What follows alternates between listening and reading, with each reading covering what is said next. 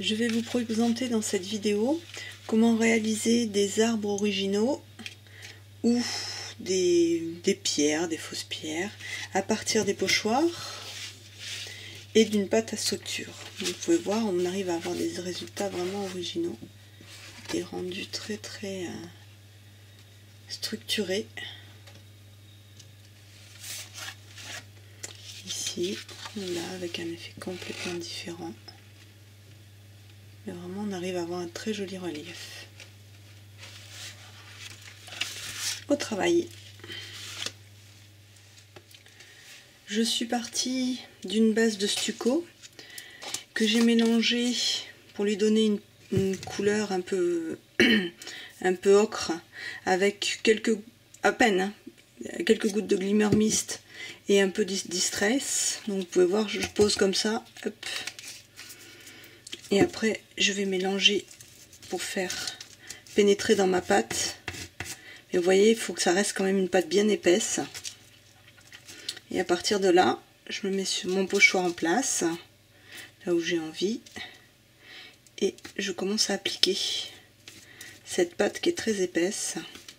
Je l'applique en quantité assez importante, hein. J'hésite pas à ce que ça dépasse de mon pochoir.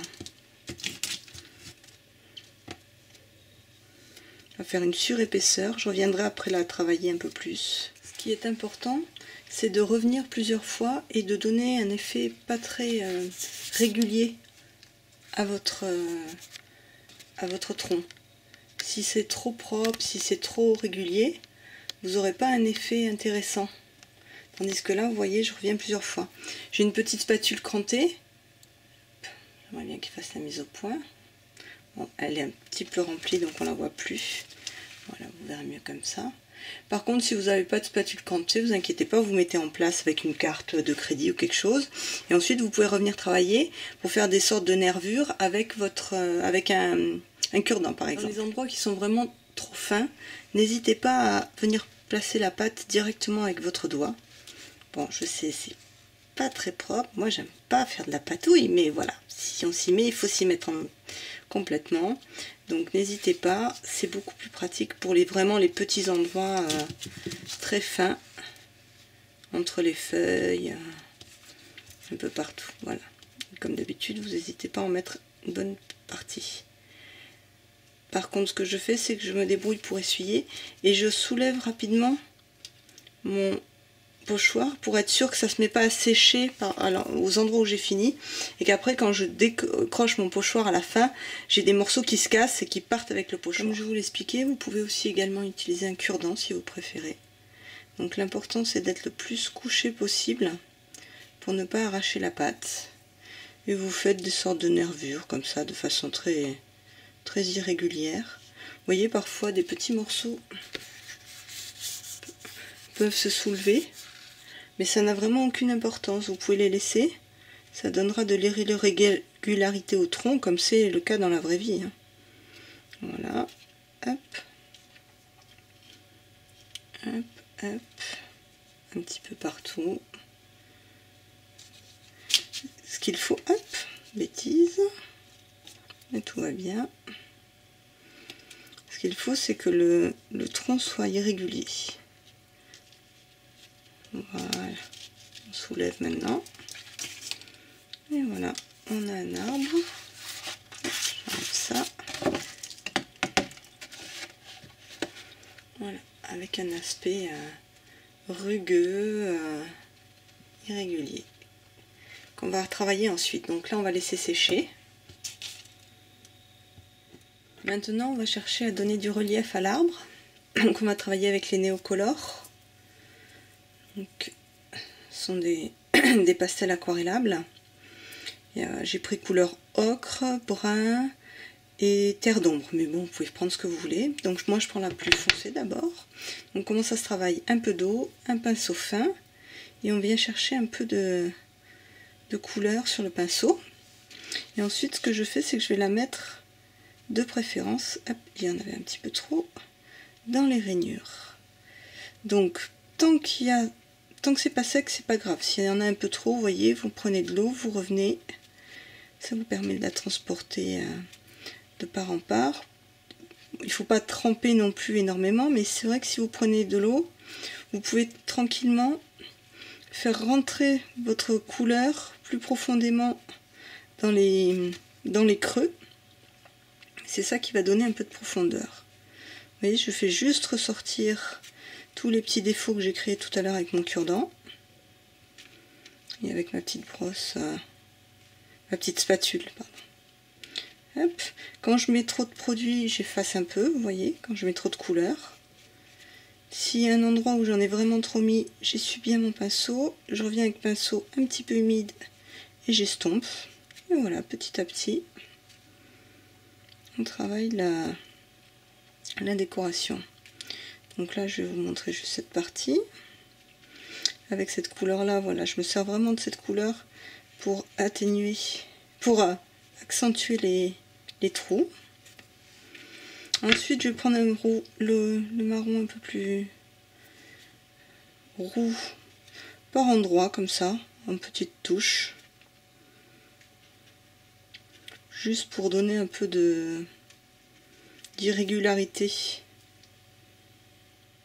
Une autre petite astuce va être d'ajouter une couleur un peu plus ombre sous les branches, enfin pas tout à fait dessous, mais sur, voilà, juste à la lisière qui matérialise le bas des branches, parce que toujours le dessous d'un objet est à l'ombre par rapport au dessus.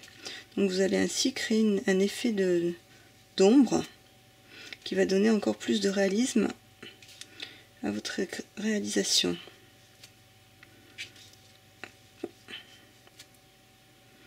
Donc là, un petit peu aussi, pas trop d'eau. Voilà.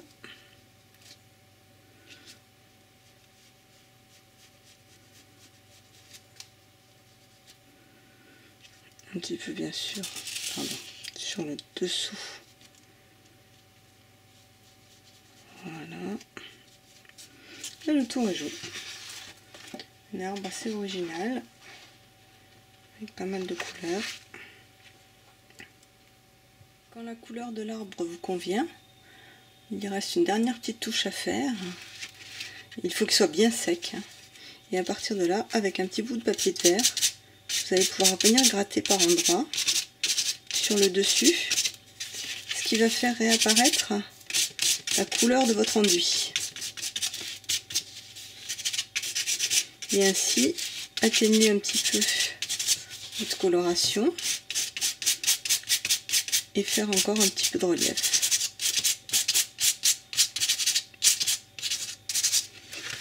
Voilà, une touche finale. On va s'arrêter là et on va travailler sur les feuilles ensuite. On peut faire ainsi des styles d'arbres très différents. Sur celui-ci, qui a été fait exactement de la même façon, j'avais travaillé plus la pâte avec ma spatule.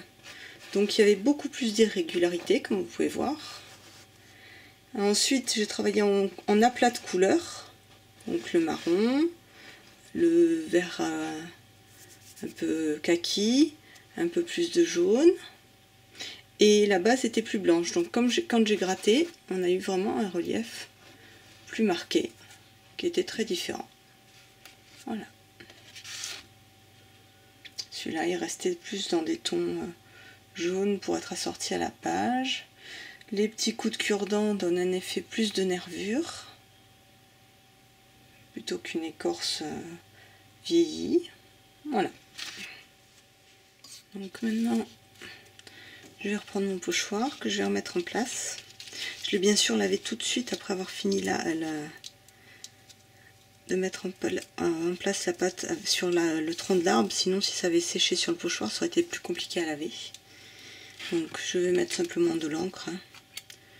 Rien d'incroyable.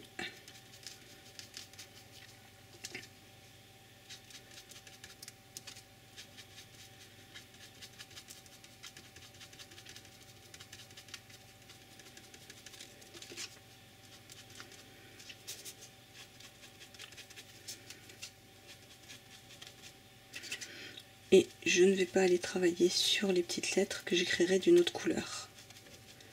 Moi, ce que j'aime bien quand je travaille des encres, c'est de jouer sur 2 couleurs, voire plus, et toujours sur la partie qui est plutôt basse de la feuille, intensifier la couleur pour donner une impression d'ombre.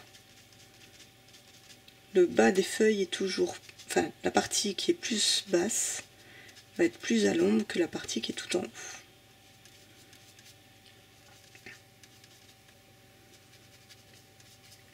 Et voilà, je vais travailler tranquillement comme ça. Je vais vous montrer tout de suite l'effet. Sympa, hein?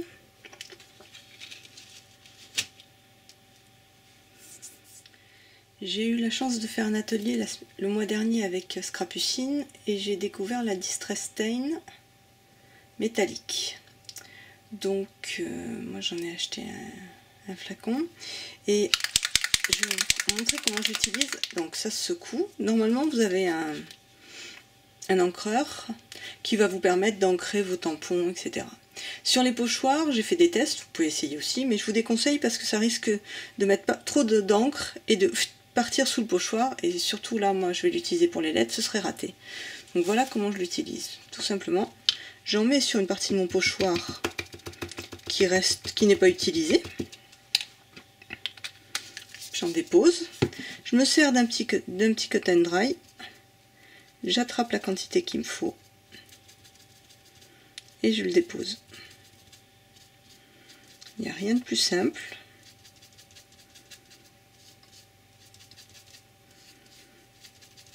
Quand il n'y en a plus, je recommence. Bien sûr, je tiens mon pochoir quand je fais ça pour être sûr de ne pas le déplacer. Et encore, si je le dépasse, c'est pas grave, je le remettrai en place. Voilà.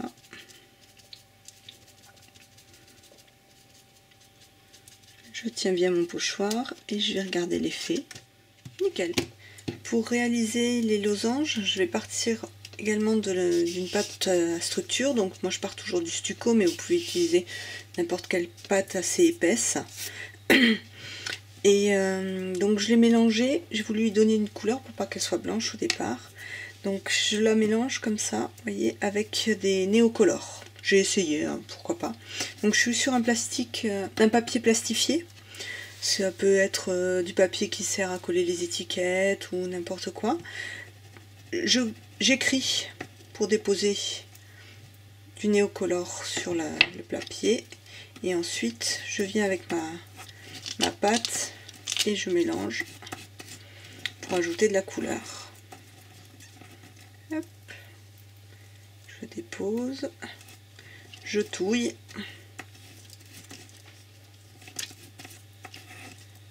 Petit à petit, j'obtiens la couleur que je veux. Si vous voulez colorer plus fortement, moi je vais rester sur des tons assez doux. Si vous voulez colorer beaucoup plus fortement, n'hésitez pas à mélanger avec un peu de peinture, de l'acrylique, ça marchera très bien. Voilà. Ou sinon, il existe également des poudres qui sont faites pour être mélangées directement à de la peinture pour devenir une pâte de structure. Donc voilà, après je pars, je prends un peu de pâte que je mets en place.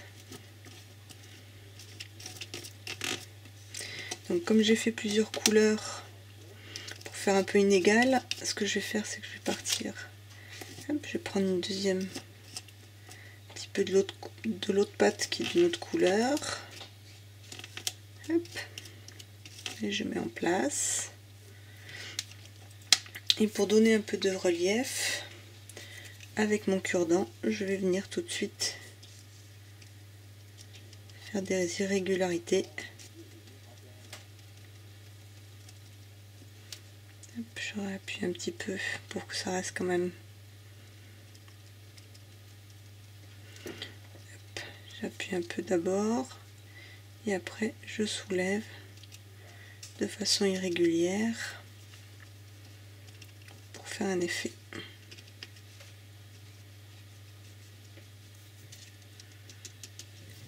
Je soulève comme d'habitude pour regarder. Hop, je vous montre en passant.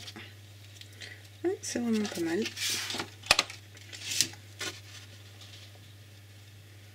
Voilà, je continue à faire mes espèces de briques losanges multicolores.